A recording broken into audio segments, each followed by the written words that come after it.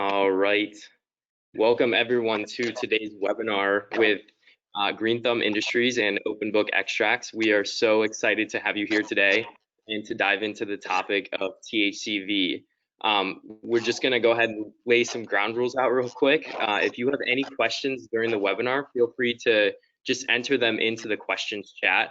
I will personally be monitoring those on the back end of the webinar, and we will have time at the end set aside for question and answers.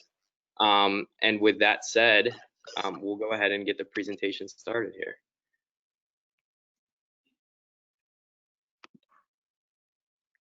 All right.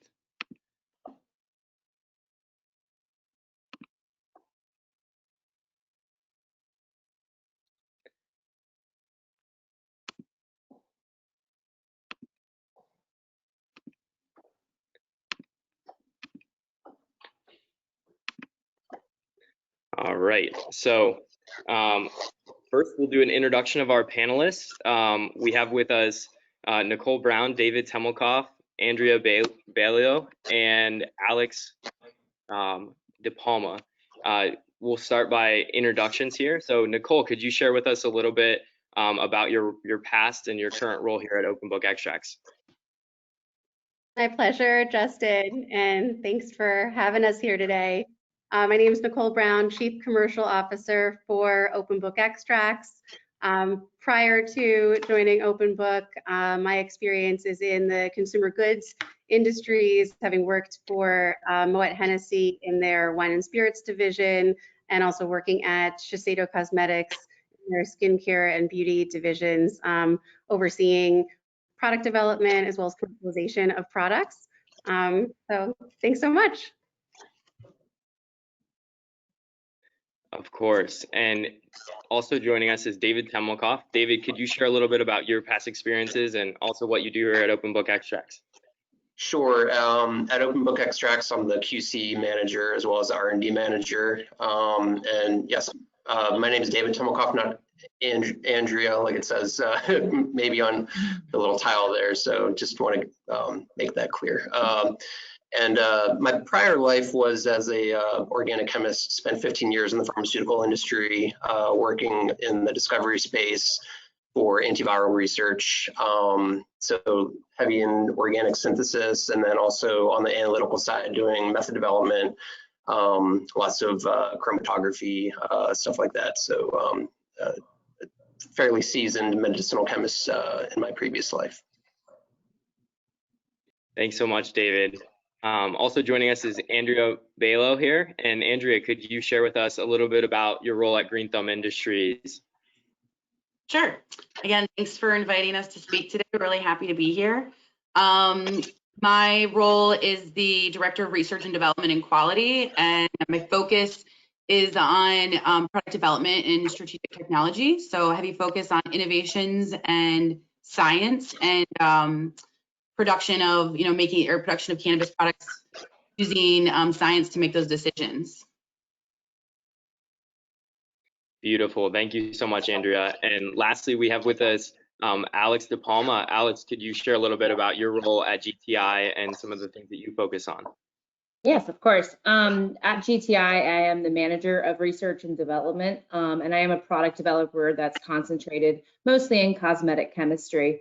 The past 3 years, I've kind of been in this business, growing in manufacturing, growing in compliance, analytics, formulation, systems management, kind of seeing it build itself from the ground up.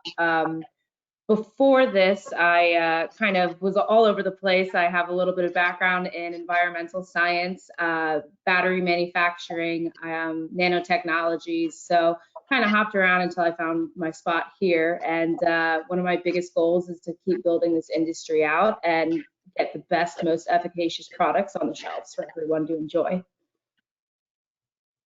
Thank you so much, Alex. And we will go ahead and turn the presentation over to the team that's presenting, but wanted to remind everyone here who's in attendance, if you have any questions, feel free to drop them in. We will have question and answer at the end.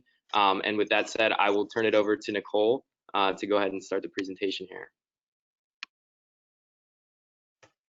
Great. Thank you so much, Justin. We've got a lot to share today, so we will get right to it.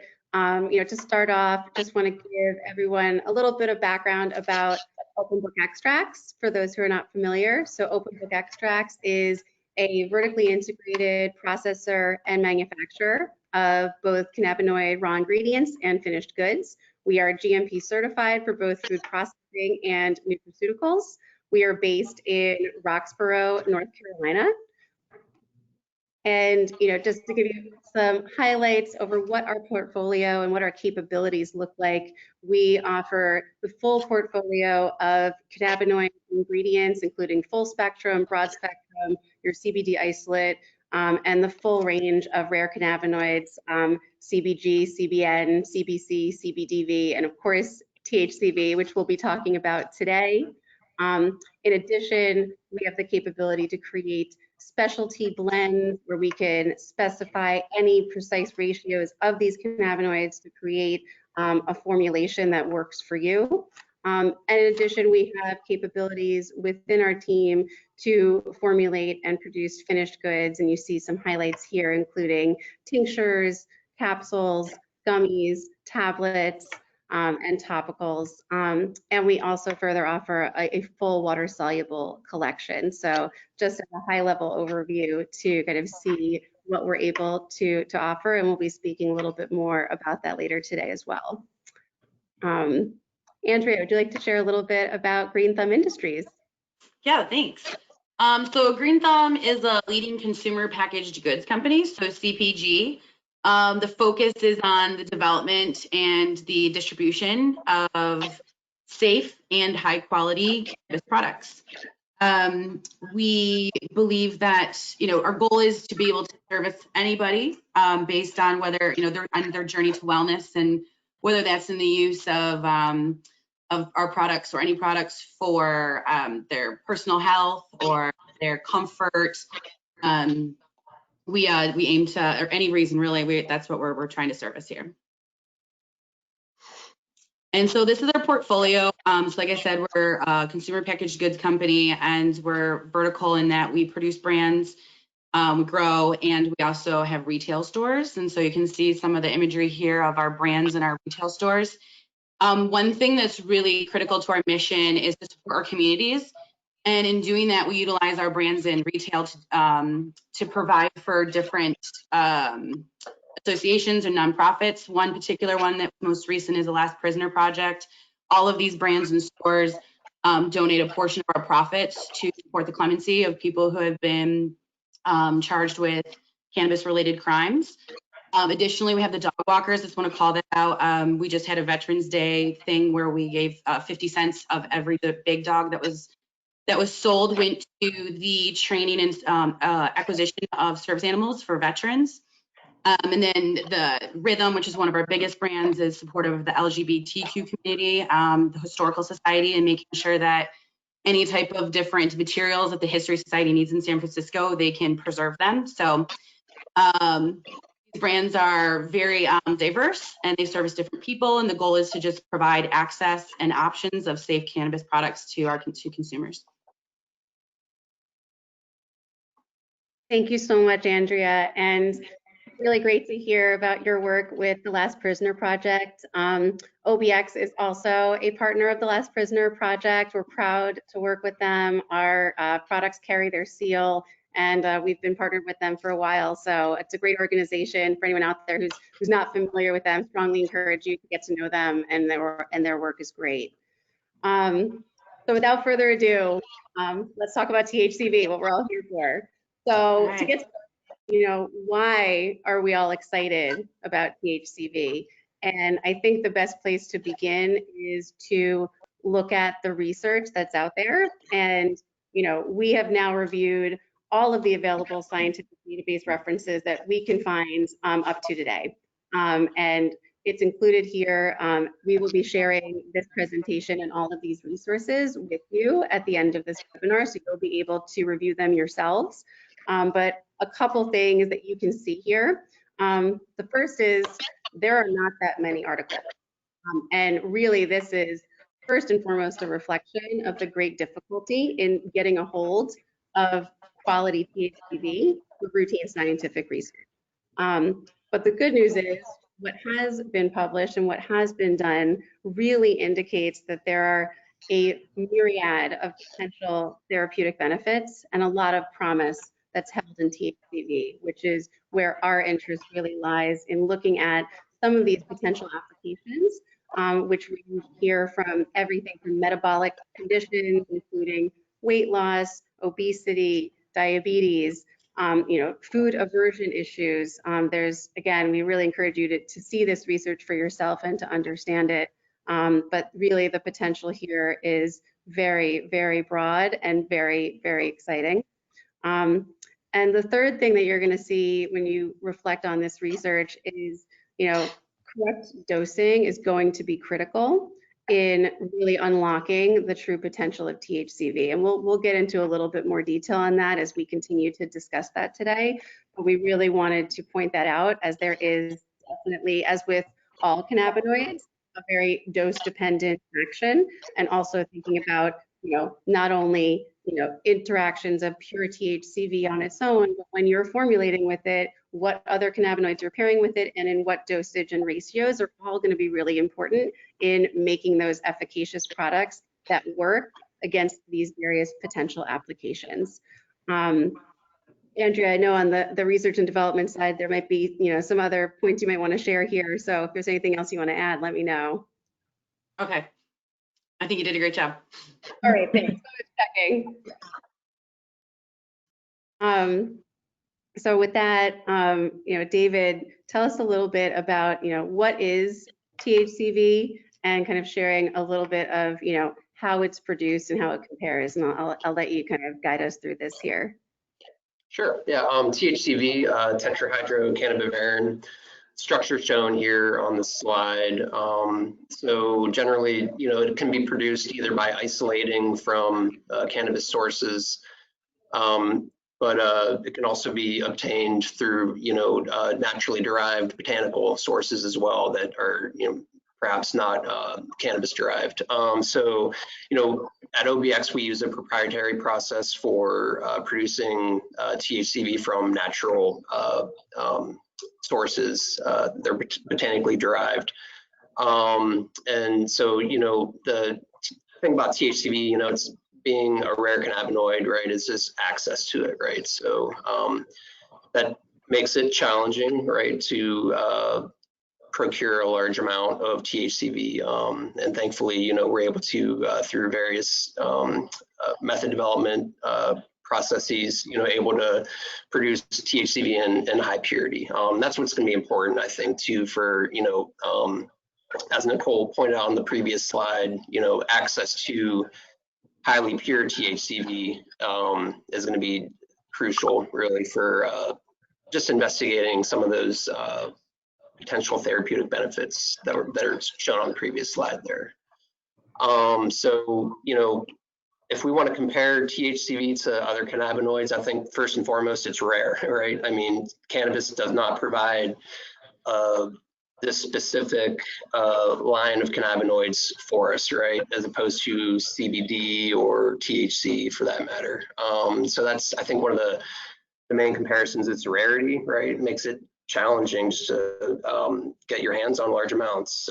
And so, but I think from a pharmacology standpoint, a lot of the differences are, and this is derived from literature and some anecdotal evidences, right? But one of the major differences, it seems, is like where CBD or CBN or CBG might have more relaxing or, more, I guess, for CBN, like sedative effects, like THCV is purported to be on the opposite end of that spectrum. So you might have more energetic, a more energetic experience, or so that I think that's one of the major distinctions there for THCV. Which, I mean, I think since the structures are here, we should talk about, what are the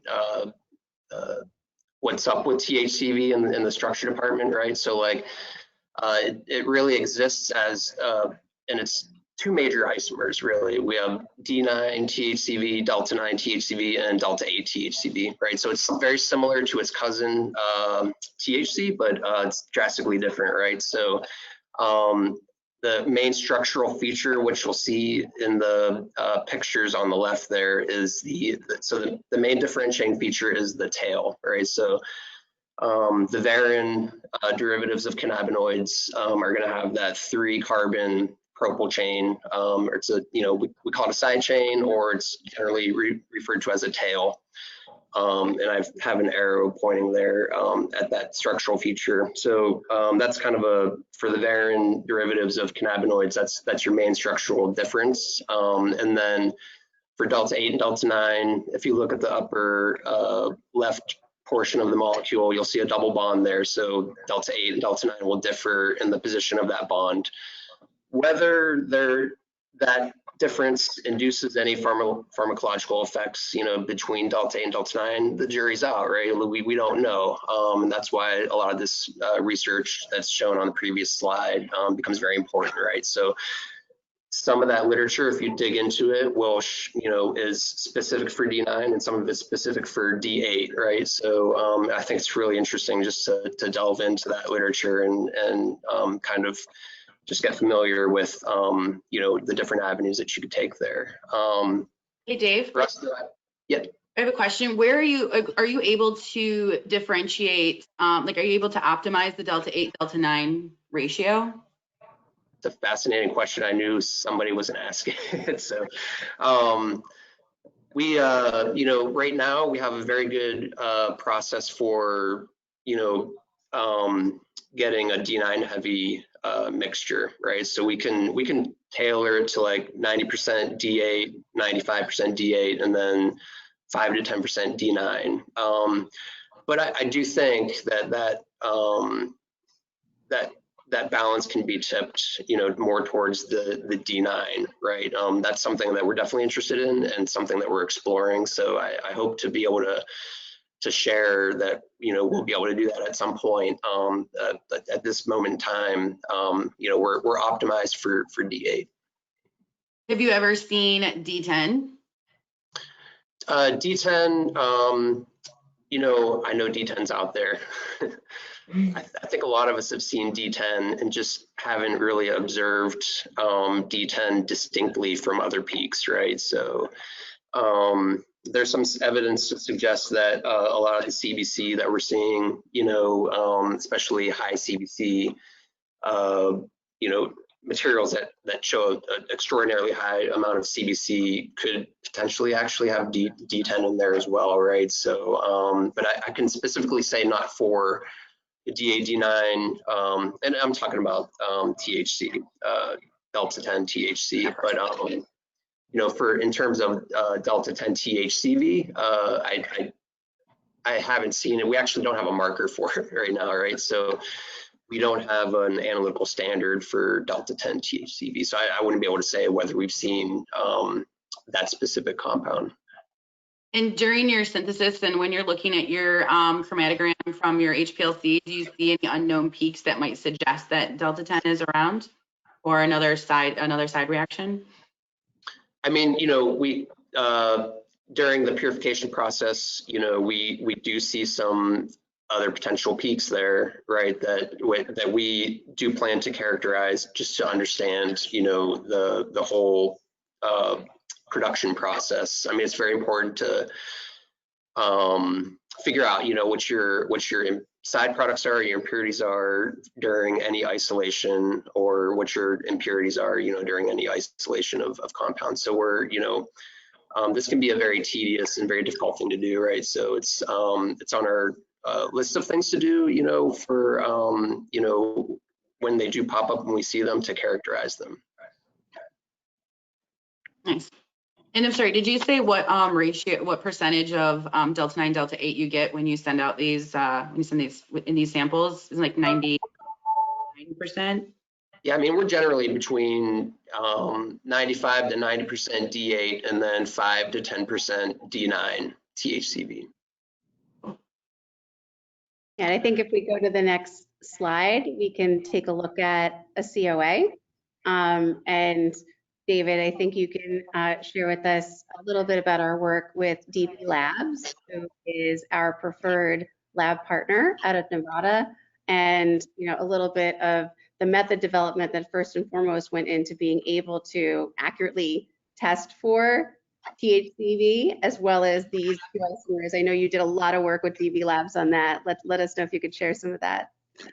Sure, yes. The Delta 8, Delta 9 THCV, the fact that you do have a mixture of isomers most of the time, if not all of the time, does make it very challenging, right? For just your, I guess, if you're just going to send your sample to any testing lab, we've looked at many testing labs over time, and most of them are actually just going to only have one isomer of THCV that they look at, right? And it's usually going to be Delta 9. I think that's just a result of the THC market, right? So they just get the Delta 9. Well, the other part of that too is that there's only a certified reference material for Delta 9 THCV. The Delta 8 THCV is an analytical standard, which is a little bit different, right? So it might just be an availability thing as well. But when we first set out, the challenge was accurately testing the THCV material, right? So if you just send it to a lab that has only Delta 9 THCV, you're going to be quite unhappy when you get the results back, right? You're going to say, why do I have 7% THCV in the sample? You've seen that. So we worked, we dove right in, worked very diligently on our end first to understand what's going on here, right? We were aware of the isomers, but we weren't aware at the time that most testing labs didn't have both isomers. So it's very important just to make sure that whatever testing lab you do like to use, if you have a favorite, make sure that they're clued in on the isomers of THCV, and that they actually have a methodology in place in order to accurately test them, right? It's one thing to have the standards, but it's another thing to have the method to be able to make the determination. So we work very closely with DB Labs because we love the work that they do, and we've been working with them for a while. And they're a very proactive testing lab in terms of they like to just grab the bull by the horns and figure stuff out. You know what I mean? That's what they did here with THCV as well, right? I mean, they went to the drawing board and they said, we're going to figure out, how to test this accurately. And that's what they do, right? And so we like this lab, and you probably like whatever lab that you're using, right? But just, if you're going to be looking at THCV, you got to sit down and have that conversation with them, right? And make sure that they have the correct standards and methodology. But it's definitely a doable thing, and once everyone knows, what the goal is, and it should be smooth sailing from there. And do you guys make like recommendations for sample prep or testing? Because I know for us, we have our own. Really the method prep might not matter so much, but I didn't know if that's something you guys are suggesting to people when they purchase THCV or any cannabinoid. We certainly can, right? I mean, we can certainly help out. Like if you do a lot of your own internal testing, right, which I think is very valuable, we would certainly help out with any process or method, any method development questions, right, to help you get on the right path. But yeah, this is a typical C of A here for some of our material. If you want to look, at the right-hand side there in that box, you see Delta 8, Delta 9 listed individually there. So this material specifically was 95.24% Delta 8 and then 4.7% Delta 9 THCV. It's kind of typical of what we're producing here. And then, testing labs might have their own way of formatting this. They might just give you total THCV, or they might give it a breakdown of the different isomers, and that's just, would be for you to work out with them. Yeah, we're happy to help out in those ways as needed for method development. Thank you so much, David. That was really helpful.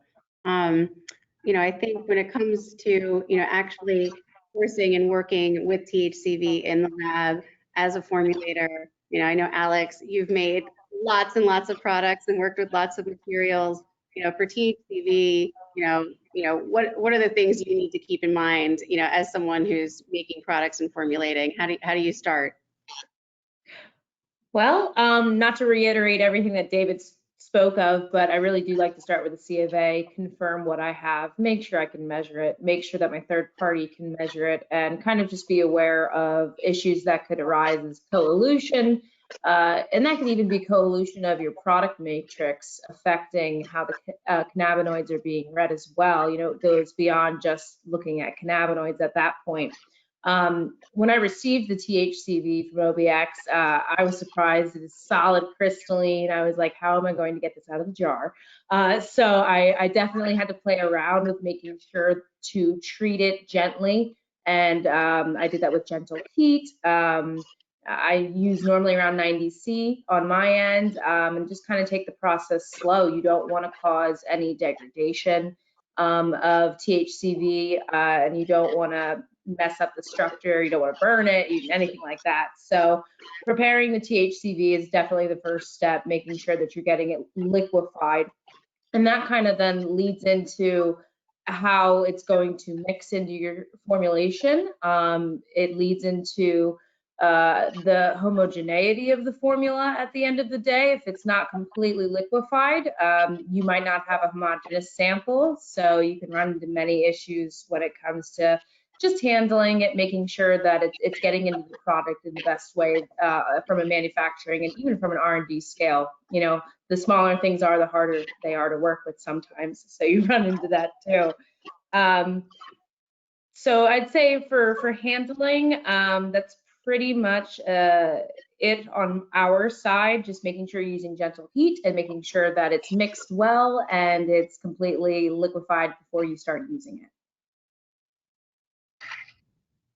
That's great, Alex. Thank you so much for that. And you see a few kind of images that we've shared here of kind of like what you could expect, when THCV is kind of at its room temperature, kind of in that solid crystalline state, versus like when you do start to gently heat it and warm with it, so you are getting to that formulation stage. There's also, again, when we share these materials with you, OBX prepares, unboxing and handling videos for all of our products, which guide you through what are those proper temperatures and methods that you should keep in mind when getting started. So we put the link to that video right in here, and so you'll have access to that as well as all that other content that we provide to try and make it as easy as possible to get started.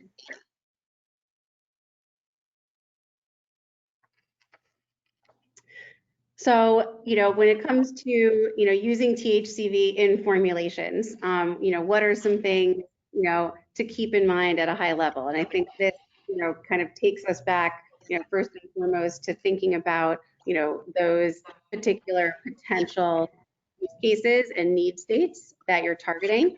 So thinking about like, what is that experience you're trying to deliver to your consumer? What is that outcome that you want to get to? And keeping that in mind as you are building out those formulations. Alex, you're clearly the expert here. What are some of the tips and tricks that you keep in mind, for doing formulations, with THCV or probably with any cannabinoid? Yeah, definitely. So off the bat, again, kind of going off what you said, what's the effect you're looking for first and foremost in your formulation? And how does a blend of cannabinoids differ from an isolate in its effects and in kind of how it performs? And I know Andrea can definitely speak to how it reacts with our chemistry in our body. Andrea, if you wanted to chime in with anything. Sure, yeah. There. Yeah, so I think that's something really you have to consider is how are you consuming it? So there's obviously topicals, transdermals, there's sublingual, there's edible, where it's actually going into, through your, into your stomach and into your liver and undergoing degradation there. And so I think it's really critical to understand, it's safe to assume that THCV becomes 11-hydroxy THCV just as Delta-9 does. And we know that if you eat delta-9 THC, it's going to bind and interact with the receptors in your brain very differently. And that's going to take, first of all, it's going to take time because it's going through liver and undergoing metabolism. And second of all is, there's a couple of references stating that it's 4 times, I think, more active than delta-9 THC, but here nor there, we know that it's different. You know that it's different when you vape as compared to when you eat it. And so that is something I think in of its own, you look at, we had that list earlier of all these different effects. And if you actually dive into those papers, you can actually understand what all these different maladies, services, or symptoms that it helps alleviate. How were those studies done, and like how was it consumed, and how was it given? Was it given topically, transdermally? Was it given to dissolve in a mucosal layer, or was it actually given into their stomachs? So important to think about that. And so when you look at that list, I don't think that it's just, like I said, you just have to think about how you're delivering it. And I think in the case of topical transdermal, I'll switch back to you, Alex, because that's your area of expertise. There's also like the 500 kilodalton rule. So like, how big is this compound, and is it actually going to be able to traverse your skin, or is it going to just be a topical and stay on the top layer of your skin? Yeah, definitely. We know that can be a rather large issue. Going through other tips and tricks related to this, definitely homogeneity. I said it once before. And that can also kind of include the matrix of your formulation as well.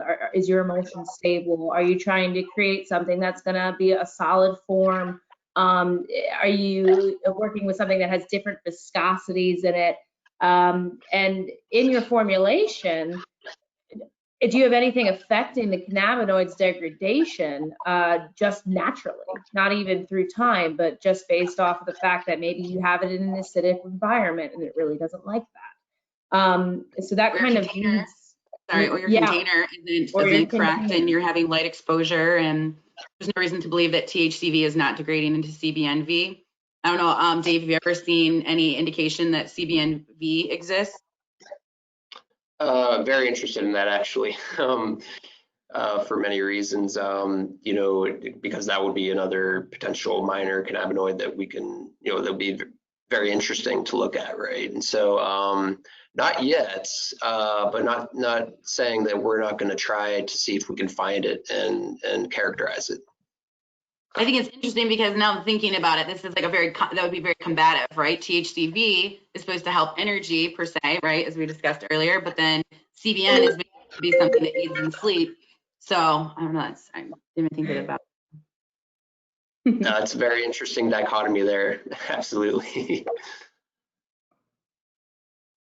Going a little bit further with this, I definitely think viscosity plays a humongous role. That was one of the most surprising things that I noticed when I received a few different samples from OBX, is how different the viscosity is from cannabinoid isolate to cannabinoid isolate. And essentially, you really want to understand what viscosity you want your final formulation to be, whether it's going to be in a vape cartridge and you need to make sure that your inlet holes are compatible essentially with the viscosity of the formula, or are you creating a lotion and you're adding this cannabinoid profile into it that made it a lot thicker than you thought you wanted it to be. So viscosity all around for any product is definitely a huge property to measure, record, and even through stability itself, make sure that it's keeping your emulsion.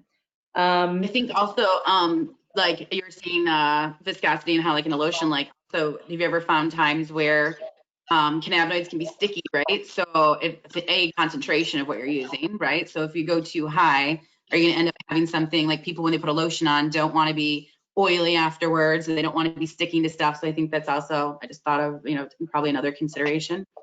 Absolutely. I've accidentally dosed things a little too high sometimes, and it changes the color.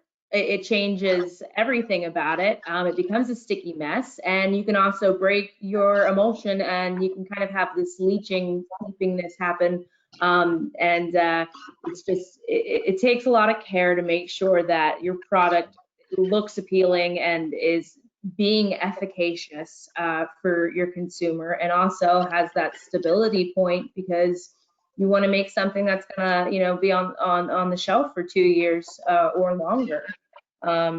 So mixing is also another large step in making sure that your emulsions, or even if you're putting cannabinoids into a confectionery type of sugar to put into an edible, making sure that mixture is homogeneous, making sure you have the right equipment that can handle that, and you're going to have different pieces of equipment for different applications. What about flavor, or like impact on flavor or bitterness? Yeah, that is definitely another large one. At the moment, we're trying to kind of get our heads wrapped around how do we really measure bitterness, and how does it kind of range from cannabinoid to cannabinoid. So I think there are possibilities out there for us to be able to kind of explore that a little bit further, but definitely be aware that, I know that CBC itself from hemp is probably the most bitter thing I've ever tasted in my life. So you must be careful if you don't want to affect your taste, or you need to understand that that's going to be something that's a risk, and you're going to have to mitigate that somehow.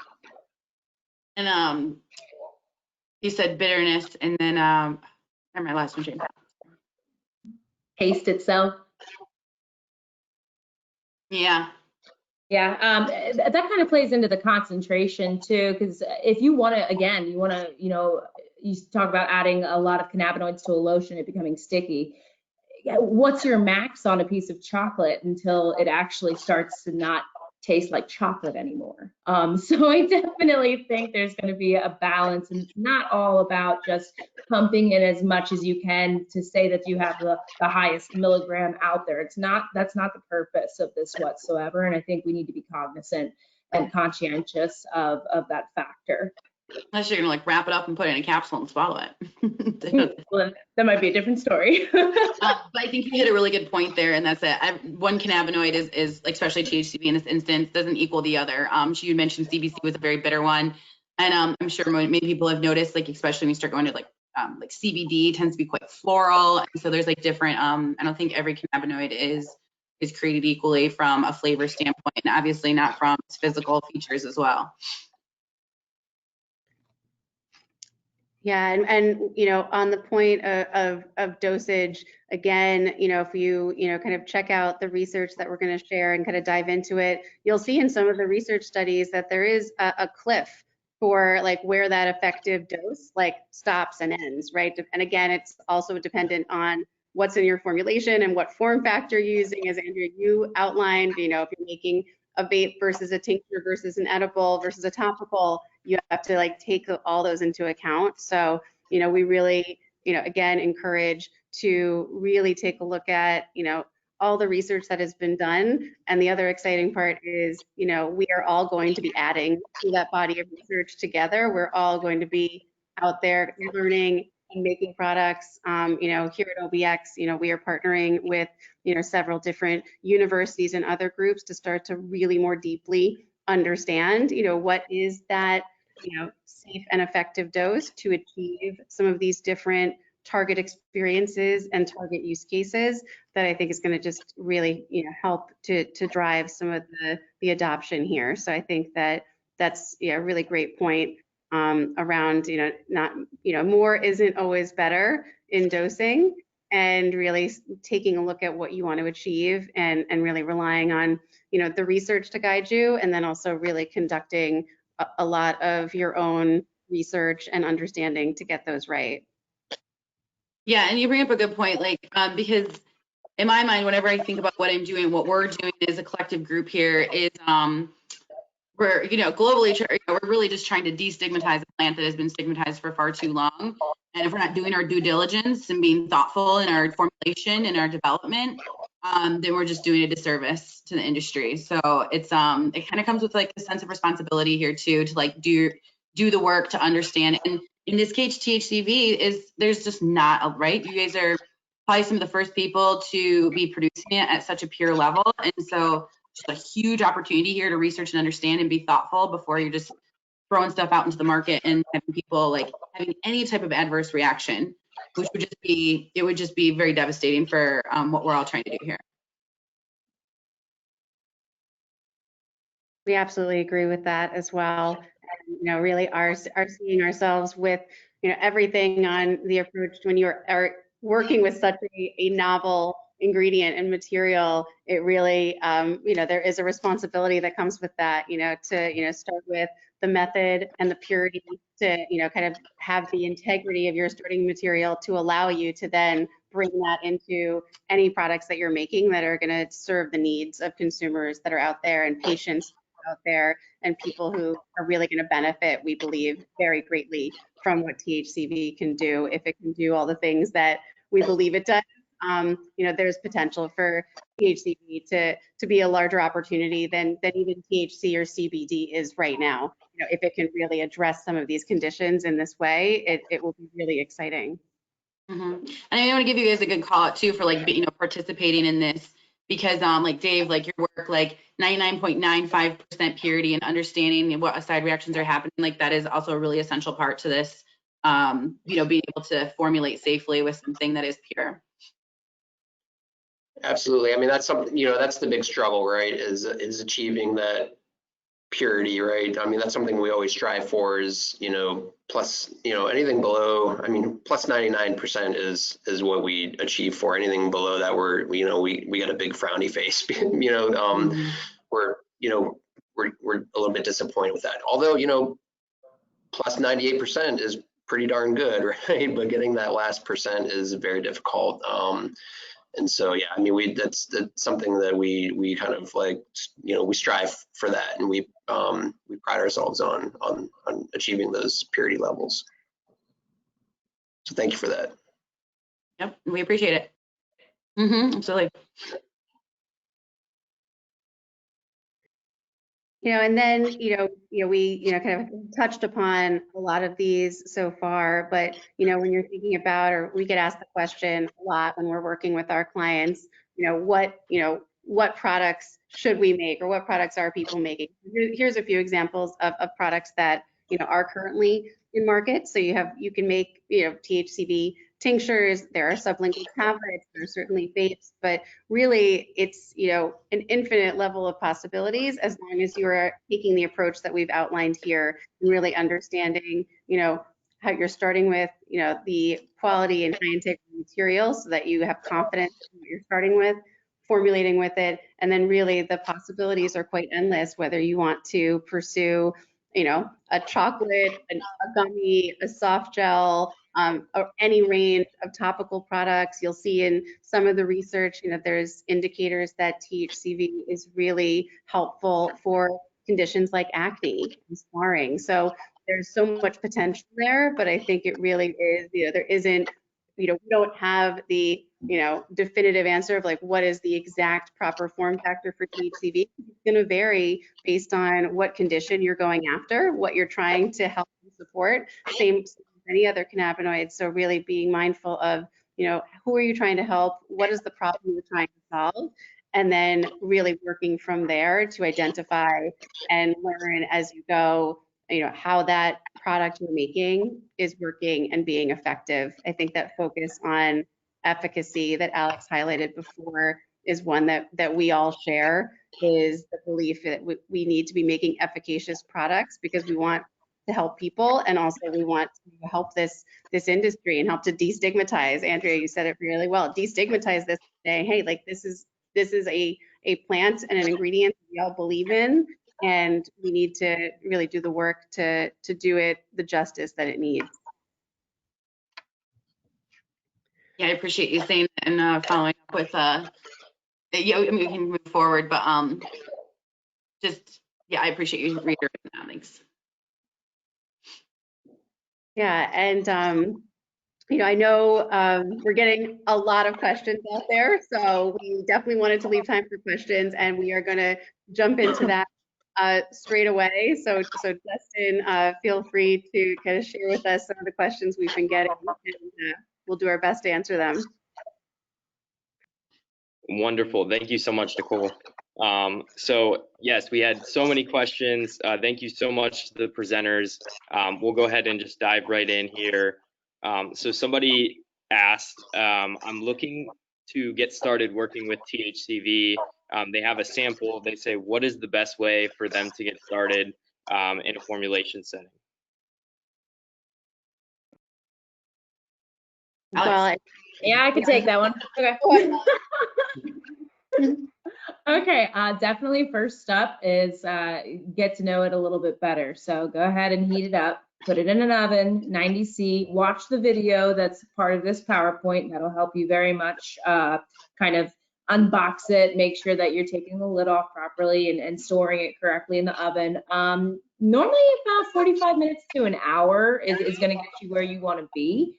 And then, you know, kind of measure it out, see what you need or how much you need to use, and then try to get it into your product quickly because it will cool off rather quickly. And if you're using a matrix that's already warm, that might be a lot easier to work with instead of putting it right into like a cold emulsion. That's definitely going to be difficult to do. So yeah, definitely make sure that your oil phases are warm. If you're trying to do water phase nano with it, make sure that's nice and hot and ready to go. Your surfactants are all good, but essentially get it warmed up and get it in your product as fast as you can to make sure that you're nice and homogeneous and use proper mixing. Do you think you said a good thing too, which is like adding it to something warm if you're not with formulation work, because it'll probably get it something cold, it's gonna drop out like a rock. Yep, it'll completely solidify as soon as it's hit something cold. So best to be warm. The joys of formulating. Yeah. Thank you so much for those answers. This one is more based off of the future of the market. Somebody asked, what are the biggest commercial opportunities or segments for THCV? I can start with that one. And again, you know, we definitely take, you know, a research-led approach here, again, to kind of look at, you know, what are those, you know, potential applications that could work well here, based on the research that we've looked at and how we're approaching it. You know, there's a couple key kind of segments to think about here. One is certainly in the areas of, you know, metabolic conditions. So helping people who are, you know, trying to deal with issues surrounding obesity or weight loss or, you know, those food aversion conditions, you know, all the way through to just general weight management. There's a lot of indicators in the research that THCV has very, you know, promising potential to help with things like appetite suppression and other need states. And I think that's obviously, as we all know, a huge commercial market to help address those conditions.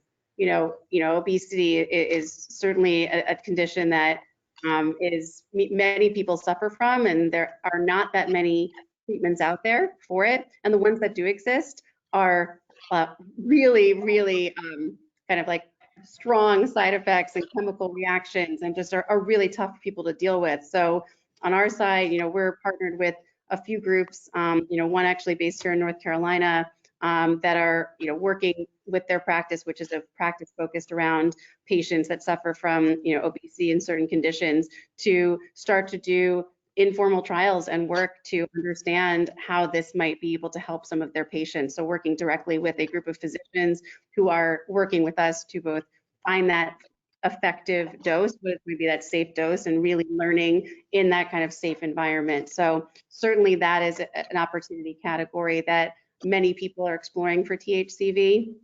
I think kind of like on a kind of related category, but a little bit less clinical, is, you know, just the category of, you know, energy overall. Of course, we all know the energy drink market is a very large market. There is indication that THCV has a very energetic and stimulating effect. And so there could be opportunities for a THCV to play a role in some of those product formulations, be it a beverage or an edible or a transdermal patch or other products where you could deliver that uplifting, energizing effect with a more natural ingredient, with something that isn't a, you know, a beverage full of chemicals that you can't pronounce and don't know. So that's another area that is being explored, and we would certainly see as a large commercial opportunity for THCV. The third one is in the cosmetics category, and definitely encourage you to study what's been done out there. It's the conditions with people with severe acne and other kind of issues. There is work that's been done. Again, not too much has been done to date because of access to the material, but there's definitely a lot of opportunity we could see there, and that we're also partnered with a dermatological team to start to explore that together as well, to kind of have some of that research that we'll be adding to the collective research here to help people better understand, how that can work and how that can be a beneficial ingredient to add to that market. Thank you so much, Nicole. And just a reminder for those of you diving into this research, we will have that link that you can click on that has all these articles easily available in the presentation afterwards. And staying on that topic of the sort of activating effect that THCV bolsters, somebody was asking, we had mentioned that the isomers on the OBX THCV was heavy D8 and lighter D9. They asked if, let's say that the proportion of the isomer was 90% D9 THCV and 10% D8. Would you expect the opposite of the energetic effect, or is that effect activating no matter D8 versus D9? Andrew. Yeah, Let Dave go first. Yeah, I'd like to hear your opinion first. I was just going to say that just judging on the literature, it's a little bit difficult to make that determination at this point, right? I mean, there's there's a lot of literature out on D9, a little bit less on D8, I think, comparatively speaking. And so at least what I've seen so far, there hasn't been anything to suggest that one is going to be any more beneficial in the energy department than the other. But that doesn't mean I've read all of the literature either, through and through. And yeah, Andrea, maybe you have a better handle on that. I mean, I'm not 100%, I don't really know, because the question I really would have too, and I wanted to ask you earlier too, Dave, was have you thought about the pharmacokinetics, how it works, and is it that variant tail that's maybe more unique? Does CBDV have these similar, I don't really know that much about CBDV, but has that been shown to also cause energy? Do we think it's the tail in the way that's allowing it to interact with receptors? Or do we think that bond is actually so critical to change the effect? And I know I can just speak from Delta 8 and Delta 9, I think that bond is probably critical, but I don't know by the stoichiometry of how that smaller tail now changes the way that the cannabinoid can interact with the receptor.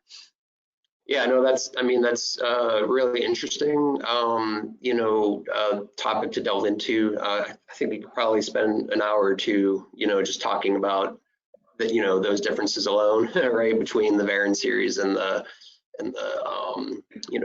Pentyl series, if you want to call it that.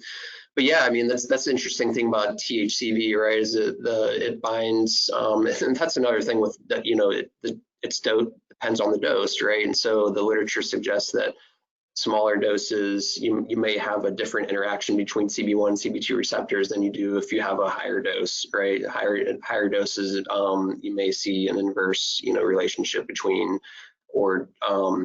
between the interaction with the different receptors. So whether the Varin, whether that propyl side chain is dictating that, it's that I think really it just speaks to how much we don't know, right? And how important it is to actually really answer these questions, right? We need to get these materials into the right hands, and also partner with, people that are, collaborators that are willing to investigate these things for us, right? Those are, I think, very high on the priority list of just to tease out those. I don't like saying I don't know. Do you know what I mean? But I think this is one of those cases, right? You hate to say the D9 is going to be that much different than the D8 in that respect, without the evidence to support it, and we just don't have that evidence right now. There's certainly anecdotal evidence, but you have to tease out that information as well. what was the material that was consumed during that, you know, that experience. So it's a difficult question. I think what's critical too here, at least like working with you guys at OBX, is that there's an opportunity. Again, we talked about one of the first most important things is to actually measure it when you receive it and know what you have. And there's an opportunity here to be like, we want it to be 90-10, we want it to be 95. I mean, given the options that they provide, but like once you have something that works, like you can be like, this is what we need, right? You can set specifications to be like, so like, again, like, because there's so much chemistry still work to be done, but like as those things shift, I think then you would consider, like if I got from you a 50-50 D8, D9 THCV product, I would treat that very differently. I wouldn't take that and put it into something that's like in a brand that I already have and like a reliable product that causes a specific thing that I want it to do, a specific effect. So I think that there's an opportunity there to like, I mean, it like is crazy, it can unfold. It's like 30-70, 50-50. What if they all do very different, have different effects? So, but I think that as you work through the chemistry there, that'll give us a lot more opportunity to explore like the THCV potential as well. Yeah, I mean, you can segue that into talking about, you know, THC, right, and the difference between delta 8 and delta 9, right? And there's a lot of, there's arguments to be made that the delta 8 is not, you know, as psychoactive as the delta 9, right? And so that leads you to then conclude that there is a huge difference, or potentially huge difference in the position of that double bond, right? And so if that's the case, then that difference would translate into the Varin series, right? And then you do have the added, you know, propyl chain that is completely different. It's really fascinating, actually, you know, just those small structural changes, you know, make that can be huge from a pharmacological standpoint. Thank you for diving in such detail there. We're gonna try to do get a couple more in here before we hit the top of the hour. The next question is, have you emulsified THCV for infusion into beverages? I mean, I'll let Alex speak to this a little bit, but like, I'm not going to tell you how to make it necessarily emulsion in this short amount of time. But Alex, if you want to just kind of talk a little bit about the basics of use as surfactants. Yeah, without getting, I guess, too deep into it, they do have, for nano emulsions, there are pieces of equipment that you can use out there that are going to be able to, number one, create your nano emulsion for you, and you do have pieces of equipment out there that are going to be able to measure the size of your nano emulsion. So I think if you need to go down that route, I would definitely first off invest in the capability of being able to have a piece of equipment that will do that for you, and then be able to verify how well the emulsion is formed, how the size of the nanoparticles are kind of distributed. The stability of that emulsion, those are the most important key factors to do this. Otherwise, you could make something and it looks great, come back 3 hours and completely shot. And taste. Yeah, and taste. So bitterness, obviously, is one of the largest factors that come into this. And we know that most surfactants that we're using to make nano emulsions are also bitter. So people like to combat that with adding a lot of sugar into their beverages. So there's challenges on every single corner. Unless I personally dove into this myself, which, man, I don't know if I'd want to. I'd have to devote a lot of time and research, but I think having the right equipment and the ability to at least verify that what you have made is actually a nano emulsion, that's probably the best place to start. And I can, on the OBX side, share that, you know, we are currently, in method development, both for the nano emulsion water soluble THCV, as well as a flowable powder version of THCV. So we have, you know, partners that we work with, that we've actually had on webinars like this before, with Canova on water soluble technology and Volunteer Botanicals on flowable powder technology. So both of those products, we are looking forward to being able to share with the market very shortly as well.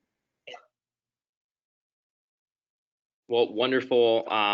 Thank you so much to our presenters today. You did an amazing job. There's so much amazing information here. For those of you who are tuning in, we will make sure that we send you a recording of this webinar, the presentation deck as well, and then also an opportunity for you to request a 1 gram sample. So go ahead and look out for those emails. And thank you so much for attending today. And we will see you on the next webinar. Keith? Thanks, Awesome. Justin. Thanks, Thanks, everybody. GTIT. Thank Thank you, you. guys.